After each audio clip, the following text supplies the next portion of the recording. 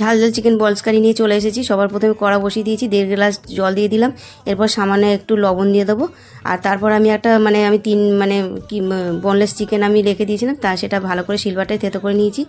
একটা পেঁয়াজ আমি গ্রেট করে রেখে দিয়েছিলাম, সেটাও দিয়ে দিলাম। এরপর একটা ছোট্ট হামালদিস্তায় আদা রসুন আর গোটা শুকনো লঙ্কা ওটা পেস্ট থেতো করে দিয়েছিলাম, সেটাও আমি ওর মধ্যে দিয়ে দিলাম। বোনলেস চিকেনের মধ্যে সামান্য একটু জিরে গুঁড়ো আর একটু আন্দাজ মতো লবণ আর গরম মশলা আর সর্ষের তেল দিয়ে ভালোভাবে এটা মেখে নিতে হবে। শীতকালে তোমরা এটা তৈরি করে খেও, সব সিজনে তৈরি করে খেতে পারবে, এটা কোনো ব্যাপার নয়।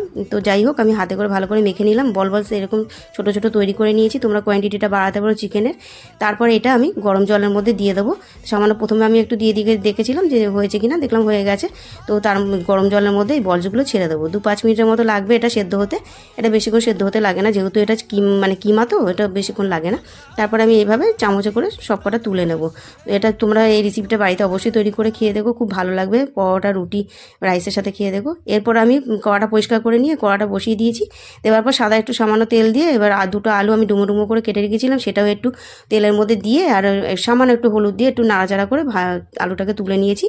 তুলে নেওয়ার পর এবার ওর মধ্যে 1.5 চামচ আমি ঘি দিয়ে দিলাম। তার মধ্যে গোটা গরম মশলা দিয়ে দিচ্ছি, দারচিনি, এলাচ আর লবঙ্গ। আর আমি একটা গোটা পেঁয়াজ আর টমেটো আমি ওটাকে পেস্ট করে রেখেছিলাম, সেটাও দিয়ে দিলাম।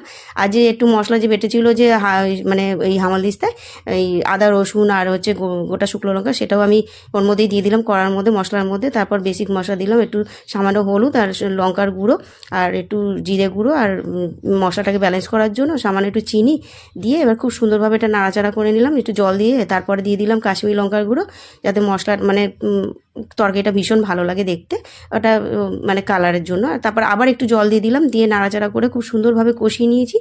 এবার আমি আন্দাজ মতো জল দিয়ে দিলাম। দেওয়ার পরে এবার ওই জলটা একটু যখন ফুটে আসবে, তারপরে আমি চিকেন বলসগুলো দিয়ে দিয়েছি।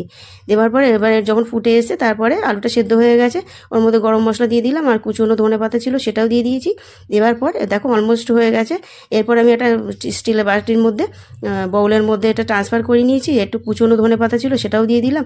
লাস্ট ফিনিশিং একটু ঘি দিয়ে দিলাম। ভীষণ ভালো লাগে খেতে, তোমরা অবশ্যই এটা বারবার বলছি ট্রাই করো আর আমাকে কমেন্ট বক্সে জানিও। তো অলমোস্ট ডান, দেখো, টাটা।